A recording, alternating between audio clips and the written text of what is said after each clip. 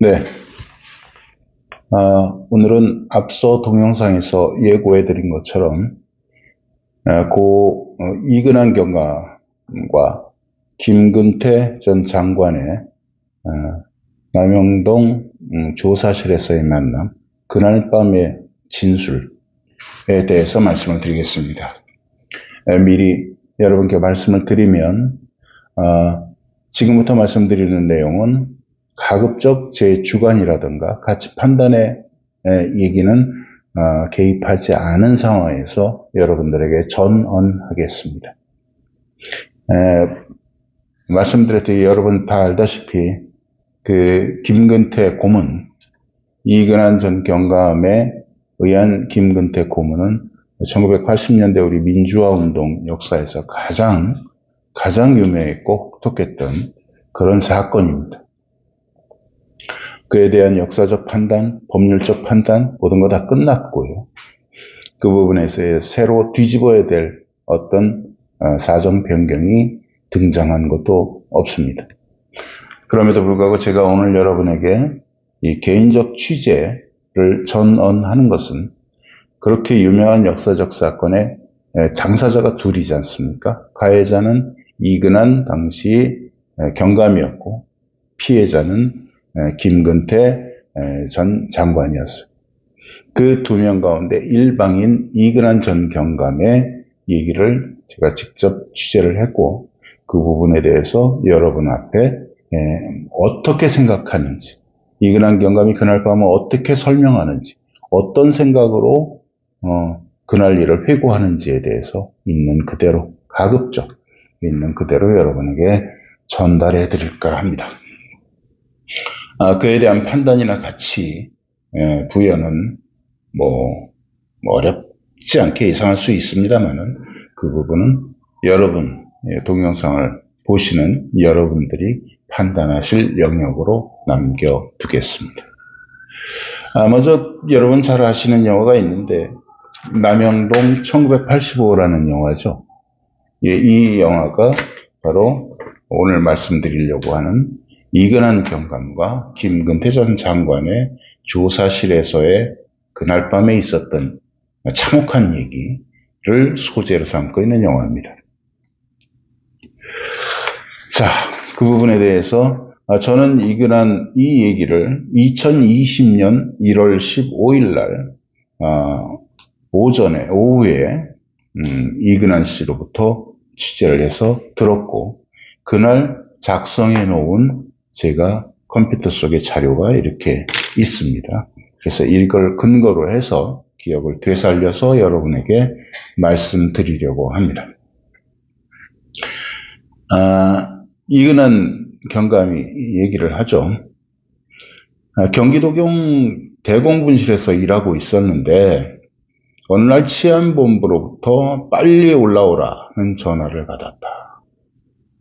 내가 직접 올라가니까 김근태 피조사인이 14일째 묵비권을 행사하고 있다고 들었다.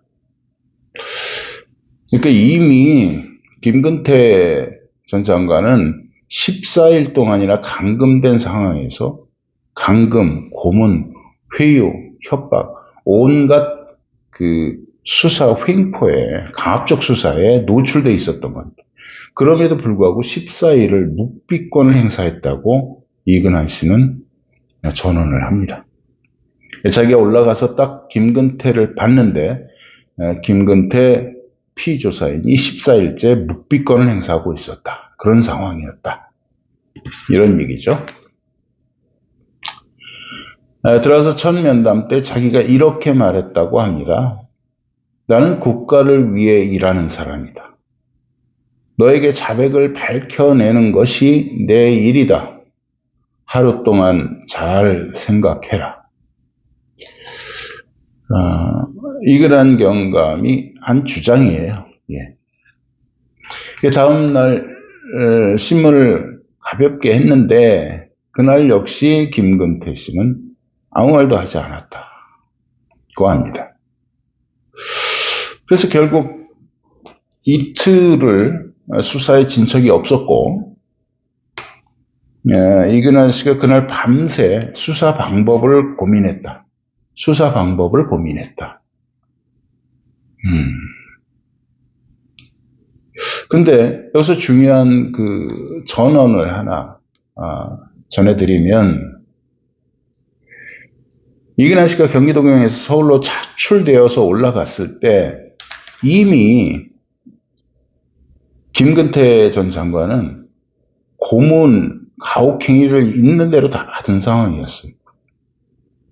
그래서 특히 안기부의 조사를 받으면서 눈을 크게 다쳐서 700만 원을 주고 무마한 상태였다. 이렇게 이근환 씨가 얘기를 하고 있죠.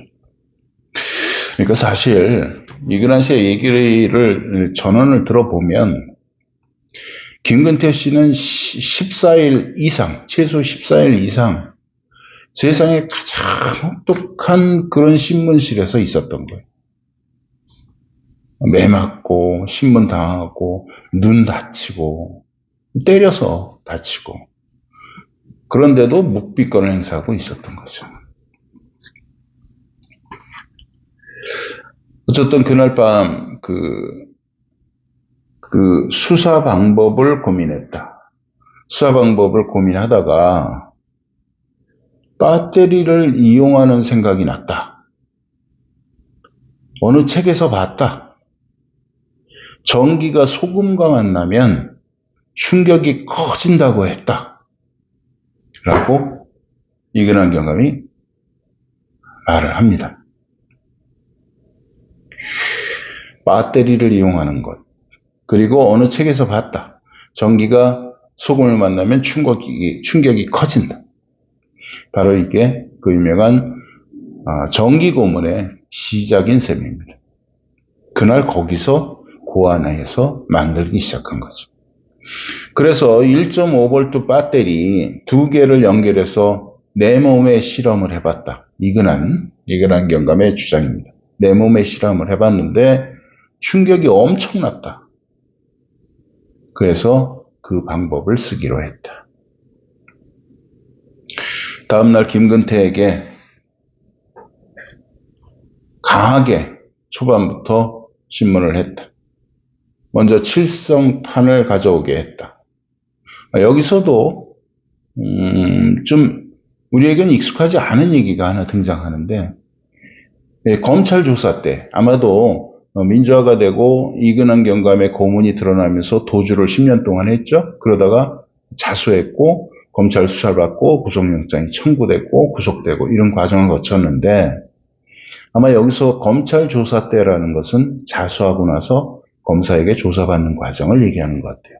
그때 검찰 조사에서 칠성판을 누가 만들었느냐, 당신이 만들었느냐라고 집요하게 물었던 모양이에요.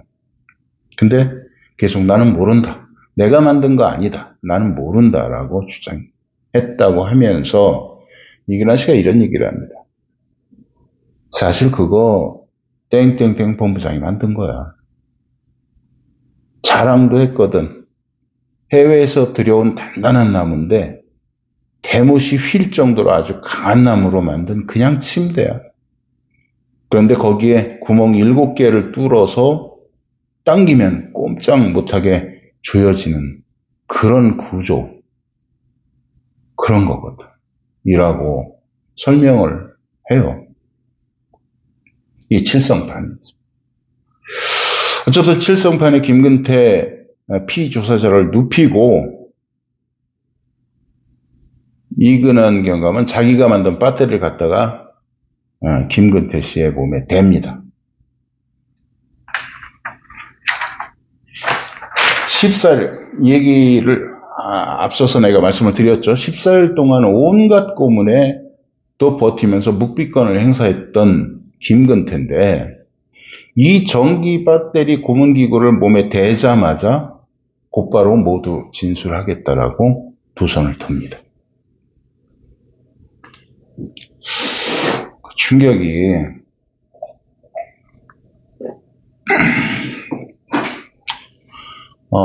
이런 부분은 표현하지 않겠습니다. 어쨌든 그래서 백지를 주고 조직도를 그리게 했다. 조직도 그려라 라고 얘기했다. 그 피라미드 구조를 그렸는데 거기서 김근태 장관이 밑에서부터 사람 이름을 써 올라가기 시작해서 다시 한번 강압 수사를 가하고 왜 조직도를 밑에서부터 올라가느냐? 헤드부터 제일 위에서부터 써내려와라 라고 해서 그렇게 써내려온 진술을 받아냈다. 이근하 씨는 이걸 그렇게 나온 게 민주화운동 청년연합, 민청년이다. 그리고 난 내려왔고 그날 밤 전국적으로 48명인가가 일제히 검거됐다. 이렇게 얘기를 합니다.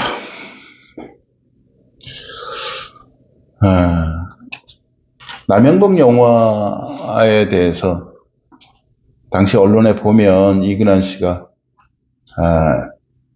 사실과 다르다라는 주장은 했는데 어떻게 다른지에 대한 설명은 없었어요. 그런데 제 취재 인터뷰 중에 마침 그 부분에 대한 설명이 있어서 이번에 여러분에게 설명을 드렸습니다. 처음에 말씀드렸듯이 그 행위에 대한 판단은 여러분 스스로 다양한 의견을 가지고 판단해 주시기 바랍니다. 그 이후에 역사가 참 아이러니하죠. 가해자였던 고문경찰 이근한이 수감이 되고 김근태 당시 공헌을 받던 김근태는 장관이 복지부 장관이 됩니다. 그래서 그 둘은 교도소에서 입장이 바뀐 상황에서 특별 접견을 둘이 하게 되죠. 그 얘기는 제가 다음에 기회가 되면 동영상으로 다시 여러분에게 설명드리도록 하겠습니다. 예.